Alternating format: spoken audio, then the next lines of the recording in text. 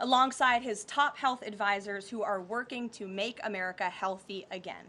This will be a powerful display of how the entire Trump administration is committed to addressing root causes of chronic conditions and diseases, embracing full transparency in government, and championing gold standard science. Tonight, the president will depart to New York City ahead of the 80th session of the United Nations General Assembly. He will be joined in New York City by the First Lady. Tomorrow morning, President Trump will deliver a major speech touting the renewal of American strength around the world, his historic accomplishments in just 8 months, including the ending of 7 global wars and conflicts. The president will also touch upon how globalist institutions have significantly decayed the world order, and he will articulate his straightforward and constructive vision for the world. The president will also be hosting bilateral meetings with the UN Secretary General and the leaders of Ukraine, Argentina, and the European Union. The president will also later in the day hold a multilateral meeting with Qatar, the Kingdom of Saudi Arabia, Indonesia, Turkey, Pakistan, Egypt, the UAE, and Jordan. After these important meetings, the president will attend a reception tomorrow night with more than 100 world leaders before returning to Washington, D.C. On Thursday here at the White House, President Trump will welcome President Erdogan of Turkey for a bilateral meeting. And on Friday, the president will travel to Long Island for the Ryder Cup golf match between the United States and Europe. This event is one of the greatest sporting events in the world, and it would not be taking place this year without President Trump's help. President Trump signed an executive order last week preventing a strike that would have crippled the New York City area ahead of the tournament, and at the request of the 5 labor unions who all represent workers on the Long Island Railroad. One of the greatest golfers in the world, Bryson DeChambeau, praised the president's critical intervention, saying, quote, "When the possibility of a strike threatened to disrupt transportation and attendance, President Trump stepped up and took the action needed to protect this world-class competition." Thanks to President Trump's decisive leadership, the Ryder Cup experience will be everything fans and the golf community deserve. Again, that's a quote from the great golfer Bryson DeChambeau. Now let's all hope the American Ryder Cup team can take home the trophy. In other news, positive economic data continues to pour in. Brand new polling shows that Americans' faith in the economy and the direction of the nation is back on track and shooting even higher. Home ownership is more affordable, with mortgage rates dropping to a 3-year low. For new home buyers, this represents a $250 decline in your monthly mortgage payment, or nearly $3,000 a year. And President Trump has made it very clear he wants to continue to see mortgage rates decline to a record low, just like they did in his first term. Thanks to President Trump's unleashing energy dominance, gas prices are dropping, and Americans are spending the smallest share of their disposable income on gasoline since 2005. Additionally, the annual cost to own and operate a new vehicle is down by nearly 6% over the last year. Americans are earning more and they are spending more than ever before. After inflation outpaced for 26 straight months under Joe Biden, real wages have increased nearly every month since President Trump took office, with wages for blue-collar workers rising at the fastest rate in 6 decades. Retail sales are also booming, up 5% over last year, and the stock market is booming, and Americans' retirement accounts continue to do well, with the Dow, S&P 500, and NASDAQ all hitting new record highs. In fact, the S&P 500 is up nearly 15%, and the NASDAQ is up more than 21% since Election Day.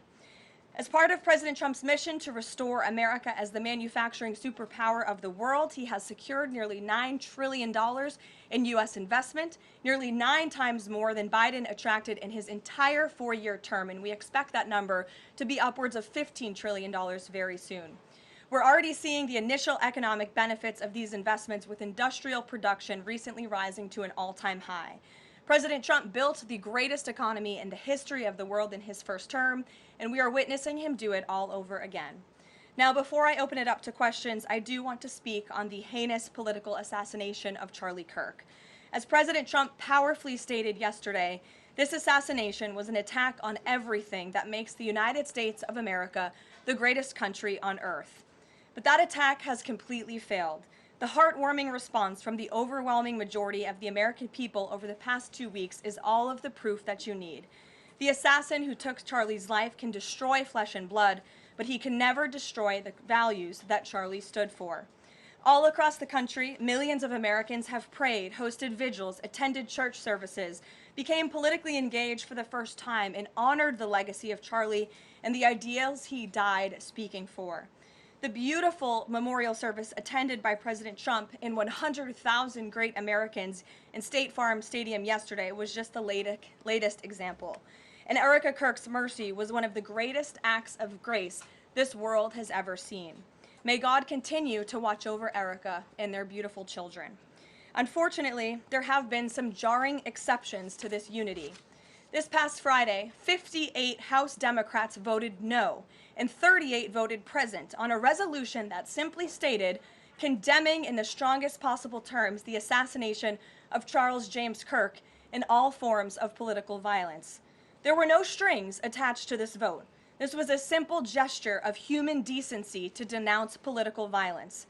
I wish I could say that this was only a fringe group, but 96 votes is nearly half of the entire House Democrat caucus.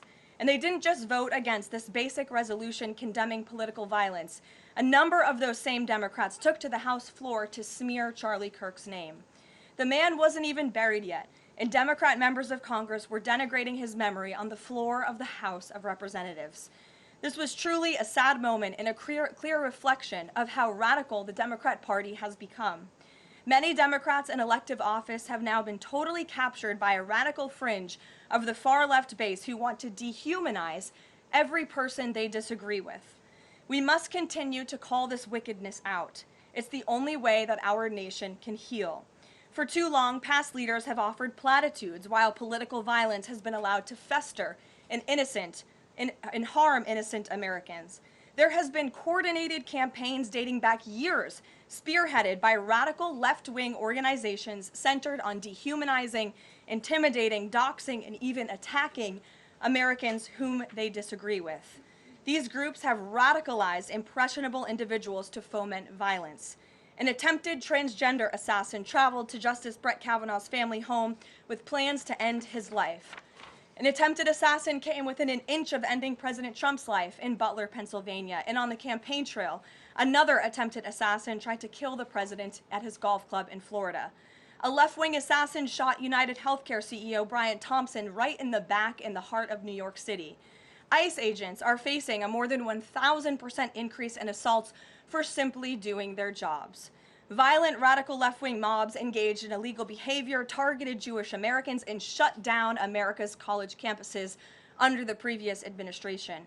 Left-wing mobs burned down Tesla dealerships out of, quote, protest of Elon Musk and his policies.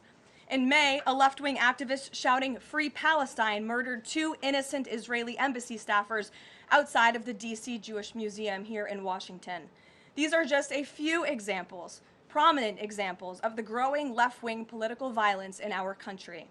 Enough is enough, and as President Trump has promised, he will directly address the dark sources funding and supporting this domestic terrorism to finally restore order in our country. The American people can expect further, very strong action on this very soon. Everyone, Republican, Democrat, everyone in between, we all deserve to live in a country where we do not have to fear for our lives simply for stating what we believe in. With that, I will take your question. In today's new media seat, we have Monica Page, who is the White House correspondent for Turning Point USA's news organization on the front lines. Monica, thank you for being here. We're so sorry for the loss of Charlie. I know you work for him, you were very close to him, and we appreciate your being in the new media seat and also your commitment to covering the White House. You are here every day, just like the rest of everyone in this room, so why don't you kick us off today? Thank you so much, Karoline. I don't think you realize how much it means to me to be here in this seat, especially on behalf of Turning Point USA and Frontlines. We greatly appreciate it. We also greatly appreciate the outpouring of support and just the really kind words that we heard yesterday at the memorial service. That means more to us than I don't think anybody ever knows. And even the global support that we're seeing for Charlie has been overwhelming, and it doesn't go unnoticed. So thank you so much. I have 3 questions, if I may, on the horrific murder of Charlie Kirk. Government and local officials said that Antifa inscriptions were engraved in these bullet casings that killed Charlie Kirk. It appears to be a trend, especially after what we saw in the Annunciation Church shooting, Catholic Church shooting. Additionally, Stephen Miller recently commented on the rise in this kind of violence, saying there is a domestic terrorist movement growing in this country. The president is designating Antifa as a domestic terrorist organization. I'm wondering, what is the approach to holding these people accountable, just to ensure that violence like this just is eradicated moving forward? Sure. Well, Antifa is going to be designated a domestic terrorist organization. The president intends to sign that executive order very soon as it's drafted, as soon as today, later this afternoon. And this is something the president campaigned on, because we have seen a rise in violence perpetuated by Antifa radical people across this country who subscribe to this group. And unfortunately, it's gone widely uncovered by many in the legacy media. It also went completely ignored by the previous administration. Not anymore. Not only, as you mentioned, were the bullet casings subscribed with Antifa mottos, if you will, in the heinous assassination of Charlie, but there have also been more examples than I could read off for you here in this briefing room today of violence from Antifa. I will just read a few. In July 2025, several members of an Antifa cell ambushed and opened fire on officers at an ICE facility in Alvarado, Texas, shooting one officer in the neck.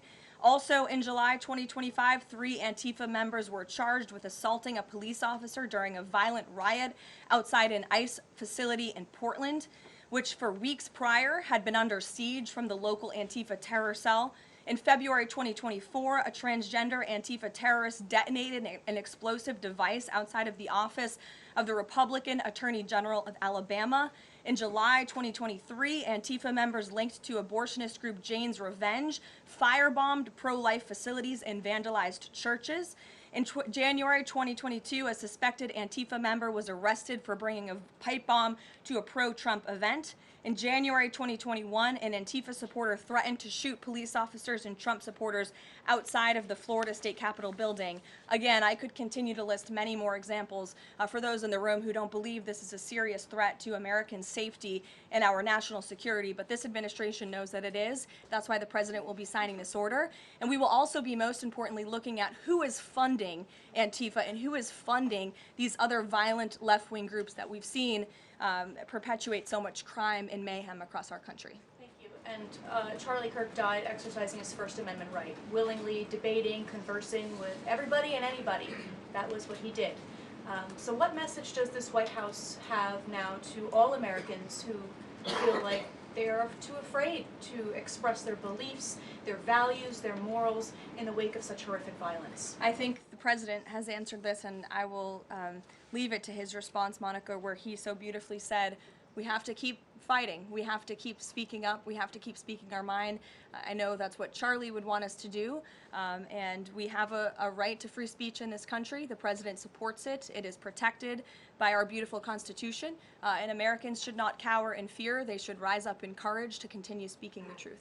And to end on a lighter note, Karoline, sure. I'd love to know what your favorite memory of Charlie is. Sure. Charlie was a great guy, and he was, of course, a very influential person in the conservative movement, in the MAGA movement. He was so helpful to the president during the campaign and to all of us who worked on that campaign, that historic campaign. I myself had many great memories going on Charlie's amazing podcast and his show. He was always willing to text people with words of encouragement. In fact, my last text exchange with him was the day before he died, and he was asking for my husband and I's address to send a children's book to our son. And I think that just speaks to the type of person that he was. And I know so many of us here at the White House are going to miss him very much. Thank you, Caroline. Thank you. Gabe. Caroline, thank you. Regarding the autism announcement, Sure. Why now? Does the administration have new data that hasn't been published previously showing a possible link between acetaminophen and autism? I know there's been many reports about what this announcement at 4 o'clock will be, Gabe. The president is very excited about this, so I don't want to scoop the president of the United States and our Secretary of Health and Human Services, but what I can assure you is that Robert F. Kennedy and the incredible health team that this president has put together are really viewing things in a much different lens. And they are paying attention to studies and the gold standard of science and research that many in this city for far too long have turned a blind eye to. So I think Americans are going to be enlightened and proud of what they hear later this afternoon, but I won't get ahead of the president on exactly what that announcement entails. On a different topic, going back to the president's social media post from over the weekend regarding the DOJ and his seeming frustration that they hadn't taken action quickly enough. I want to point to something that the president said during his inaugural address. Never again will the immense power of the state be weaponized to persecute political opponents. We will not allow that to happen. Is the president going back on his promise? No. In fact, the president is fulfilling his promise to restore a Department of Justice that demands accountability. And it is not weaponizing the Department of Justice to demand accountability for those who weaponized the Department of Justice. And nobody knows what that looks like more than President Trump. We are not going to tolerate gaslighting from anyone in the media or from anyone on the other side who is trying to say that it's the president who is weaponizing the DOJ. It was Joe Biden and his attorney general who weaponized the DOJ. Joe Biden used this sacred American institution to go after his political opponent in the middle of an election year. And you look at people like Adam Schiff and like James Comey and like Letitia James, who the president is rightfully frustrated. He wants accountability for these corrupt fraudsters who abused their power, who abused their oath of office to target the former president and then candidate for the highest office in the land. And I think the president is reaffirmed in those frustrations and his hope for accountability by the millions and millions of people who reelected him to this office with a mandate to demand accountability. And the president has not been shy about this, Gabe. In fact, when he traveled to the Department of Justice earlier this year, all of you were there to cover it, he said, quote, "I demand a full and complete accountability for wrongs and abuses that have occurred. The American people gave a mandate to investigate and root the corruption out of our system," and that's what the president wants to see done. Karoline. Ed. On the autism issue again, there are reams of scientific research that suggests there's no clear link between autism and acetaminophen usage.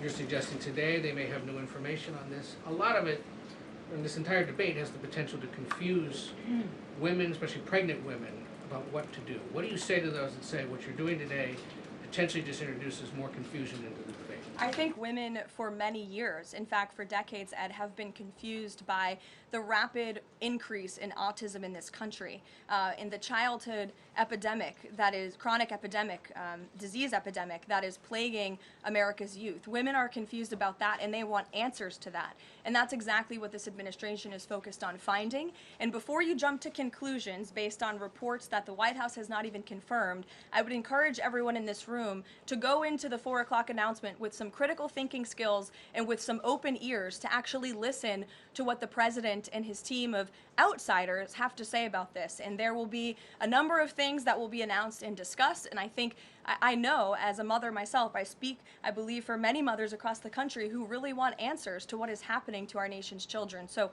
again, I won't get ahead of the president, but I think everyone in this room needs to tone down the judgment before you even hear what people are going to say. Sure. Thanks, Caroline. So too, on the Holman investigation, I mean, can you just speak to, did the president ask the Justice Department to close the case, and does Holman have to return the $50,000?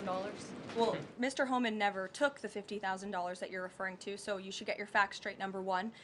Number two, this was another example of the weaponization of the Biden Department of Justice against one of President Trump's strongest and most vocal supporters in the midst of a presidential campaign. You had FBI agents going undercover to try and entrap one of the president's top allies and supporters, someone who they knew very well would be taking a government position months later. Mr. Holman did absolutely nothing wrong, and even the President's Department of Justice, even Kash Patel's FBI, looked into this just to make sure. They had a number of different prosecutors and FBI agents who looked into this. They found zero evidence of illegal activity or criminal wrongdoing. And the White House and the President stand by Tom Homan 100% because he did absolutely nothing wrong, and he is a brave public servant who has done a phenomenal job in helping the President shut down the border. Mary. Thanks, Caroline. I have two questions on far-left violence. Sure. The first one, the president said yesterday that the bullet hit Charlie, but it was aimed at every one of us. Do you and your colleagues have a heightened sense of fear following this shooting and this far-left violence we're seeing across the country? I certainly think there's a heightened sense of awareness by conservatives across the country, by all of us here at the White House.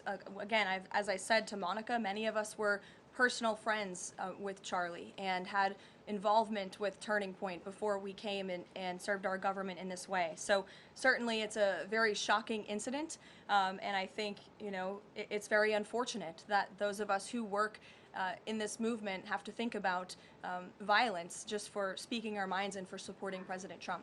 And as a follow-up on that, I asked the president last night on Air Force One about this pattern of transgender violence we're seeing. You know, Charlie's killer lived with his boyfriend who identifies as transgender, and then we had the Annunciation shooting, the Covenant shooting, all of these incidents. The president said that we're looking into transgender violence. Does that mean the FBI is looking into it? And can you give any more clarity on how the administration is viewing this uptick in specifically transgender violence? It's definitely something worth looking into, and I think anyone who denies that at this point is being willfully ignorant. And the administration is taking it seriously, all causes of violence, and why these people would be driven to such evil and such hatred. And there's probably many answers to that question, but the administration is really focused on all of them. For individual investigations and cases, of course, the FBI and the Department of Justice are leading those. But as for this overall violence and domestic terrorism that we're seeing, the White House and the president's policy team will be leading the charge, and that really begins with designating Antifa as a domestic terrorist organization. And I can assure you there will be additional actions to come. Sure, in the pink. Thanks, Caroline. Liz Landers with PBS NewsHour. I just wanted to follow up quickly on something that the president had said yesterday. So we heard from Erica Kirk. She said she forgives the man who shot and killed her husband. And then right after that, we heard from the president who said, I hate my opponent and I don't want the best for them. How does that square with bringing down the temperature of political violence in this country? And then, if I could, I had a follow-up on Venezuela, too. Look, the president is authentically himself. I think that's why millions of Americans across the country love him and support him, including Erica Kirk, who you saw so beautifully was on stage with the president in an unthinkable moment, in the midst of an unthinkable tragedy, and was leaning on the president for support during that time. And he was there to give it to her, as well as the vice president and many other top-ranking cabinet officials. Kayla. Thanks, Caroline. On TikTok, the deal.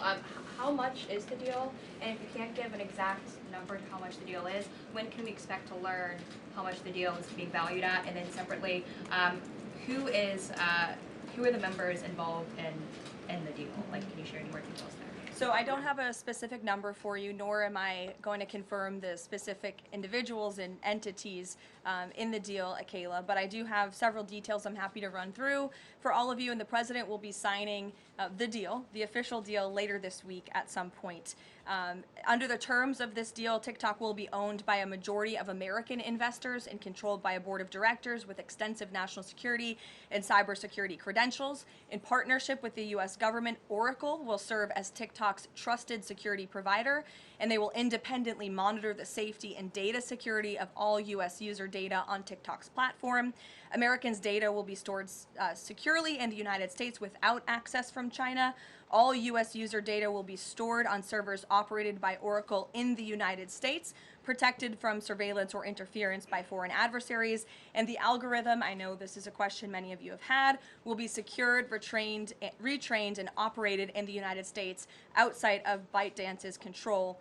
And TikTok will remain globally interoperable, meaning TikTok users in the U.S. will be able to see videos posted by users in other countries and vice versa. While I don't have a number on the specific deal, we do expect that thanks to the president's leadership and the securement of this historic deal, businesses using TikTok will generate as much as $178 billion in economic activity within the U.S.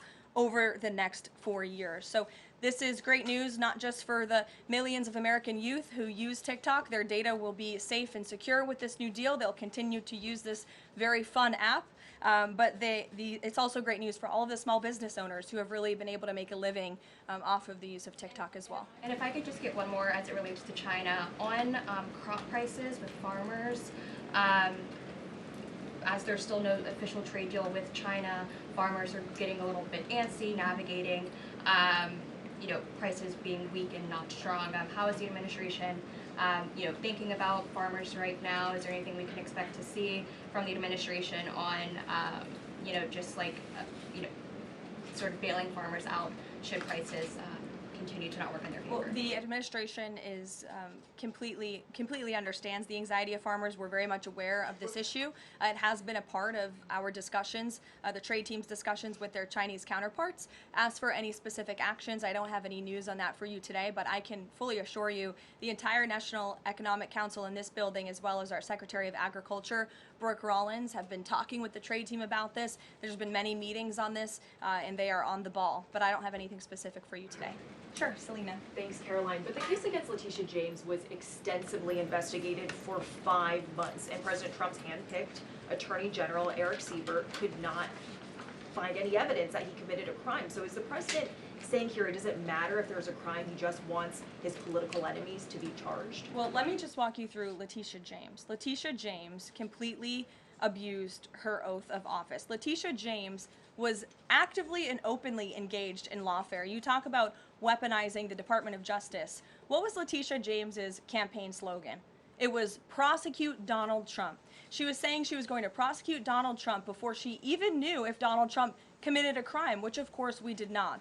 Those are not the words of a serious prosecutor. Those are the words of a corrupt politician who is abusing their power. She actively campaigned on that. She also led the witch hunt, the financial fraud investigation against President Trump and the Trump Organization, in an appeals court tossed that case out, a $500 million civil fraud penalty in August, which was another win for the president, and exonerated him of this witch hunt and showed that this is an individual who is corrupt and abused her oath of office. And we also have evidence of her mortgage fraud. An April report from a white-collar fraud investigator found that there was documented evidence that James engaged in a consistent pattern of financial and property disclosures that raise serious legal questions. But why won't the president accept the conclusions of his Justice Department to not bring charges against Letitia James? In fact, you had Bondi and Blanche top DOJ leadership who were against ousting Eric Siebert, who again was picked by President Trump. I just answered that question for you, and the president has every right to express how he feels about these people who literally campaigned on trying to put him in jail, who literally tried to ruin his life and ruin his businesses, and he wants to see accountability for those who abuse their office and abuse their power. And Letitia James absolutely did that, whether you want to admit it or not. Is that not Jeff. retribution, though? Jeff, it's accountability. Thanks, Jeff. Caroline. 2 foreign policy questions. President Putin has offered President Trump a 1-year extension of the latest, for the most recent treaty limiting nuclear weapons. Does the White House have a reaction to that? Does the president want to accept that offer? And then one separate issue, just generally, what is the president's response or reaction to the number of countries this week who are planning to or have recognized a Palestinian state? 2 great questions, Jeff. To your first question about Russia, the president is aware of this offer extended by President Putin, and I'll let him comment on it later. I think it sounds pretty good, but he wants to make some comments on that himself, and I will let him do that. As for all of these Western nations that are recognizing a Palestinian state, the president has been very clear. He disagrees with this decision. He spoke about that in the UK, standing right next to his friend, Prime Minister Starmer, and he feels this does not do anything to release the hostages, which is the primary goal right now in Gaza, does nothing to end this conflict and bring this war to a close. And frankly, he believes it's a reward to Hamas. So he believes these decisions are just more talk and not enough action from some of our friends and allies. And I think you'll hear him talk about that tomorrow at the UN. Kristen. Thanks, Caroline. Just going back to this Letitia James story, what does President Trump plan to do if the Attorney General, Pam Bondi, tells him that there is not enough evidence to bring his political opponents' cases or to charge those cases? That's a hypothetical question, Kristen. That hasn't happened at this point.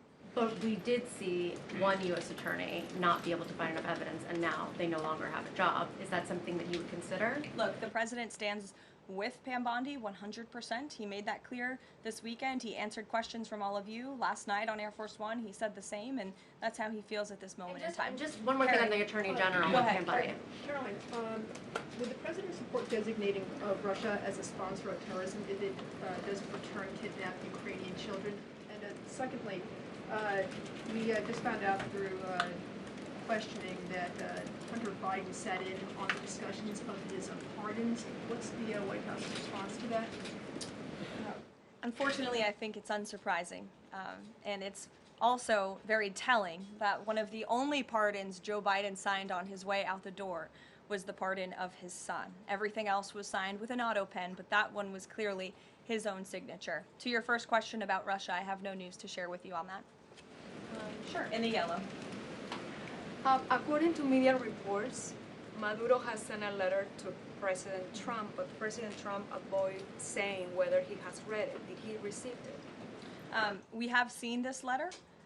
Frankly, I think there were a lot of lies that were repeated by Maduro in that letter, and the administration's position on Venezuela has not changed. We view the Maduro regime as illegitimate, and the president has clearly shown that he's willing to use any and all means necessary to stop the illegal trafficking of deadly drugs from the Venezuelan regime into the United States of America. Context of the letter? Gilbertson, go ahead. The admin, To you and then go ahead. Sure. Thank you, Caroline. Whitline with Borderhawk News. The admin has openly discussed taking legal action against officials in sanctuary jurisdictions. Just this last weekend, we saw Mayor of Evanston, Daniel Bliss, rioting and protesting outside of an ICE facility near Chicago. Are there plans to start arresting sanctuary mayors or governors going forwards? Unless they commit a crime, I don't see them being arrested. But if they are violating federal law, if they are violating state law, then of course they should be arrested by state and local law enforcement. If they're violating federal law, then they can expect the consequences of that behavior. Nick. Thank you, Caroline.